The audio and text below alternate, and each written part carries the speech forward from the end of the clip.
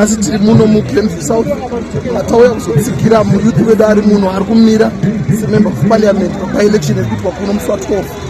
Tinotarisira kuti zviri kuchemwa nevanhu vekuno Glenville South zvichazadzikiswa nekudero.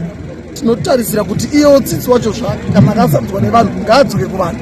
Simba rehove riri mumvura. Kana wasarudzwa nevanhu unofanira kudzoka kuvanhu.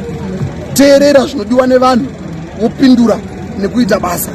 Zvakawanda hazvidi kunyanya kuwanza kutaura, zvoda kuwanza kuita basa. Saka muno muGlenville South mune zvinhu zvakawanda zvataurwa nevagari vemuno. Vanodawo mvura yakanaka, vanodawo migogho yakanaka, vanodawo kuti zvinhu zvavo zvinge zvifamba zvakanaka. Even vana vechidiki vari muno vane maskills avainawo vanoda kudzidziswa. Ndofunga mavana vamwe vacho vadzidziswa vane masertificate atavapa. Saka tinotarisira kuti kana akanga apinda pachigaro achazadzikisa zvinhu zvavo. Isuwo sehurumende tichamubatsira kuunza mamwe mapurogiramu anoita kuti budiriro yekuGlenville South irambe isimukire.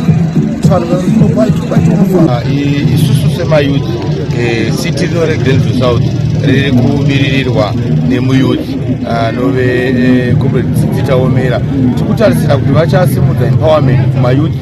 Tikutarisira kuti ivo semunhu achiri wechidiki achiri kumhanya nyangwe vechikuru mambuya edu vanofana kumiririrwa nekuti ikonomi yedu inonyanya kusupportwa neinformal sector.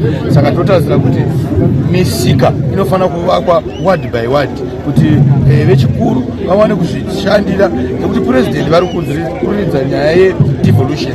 Saka tinenge tichida kuti vanhu vashandire kwavanobva ikoko vasazvidetse nekuti tese tonoungana mutaundi ichiri domatoda kushandira.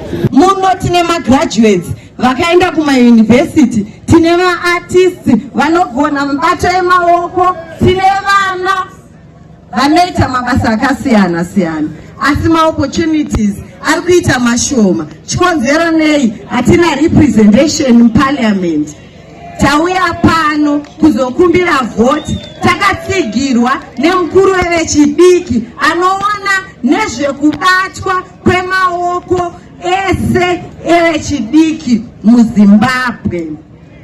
Pamberi neZANU-PF, pamberi nekubatana.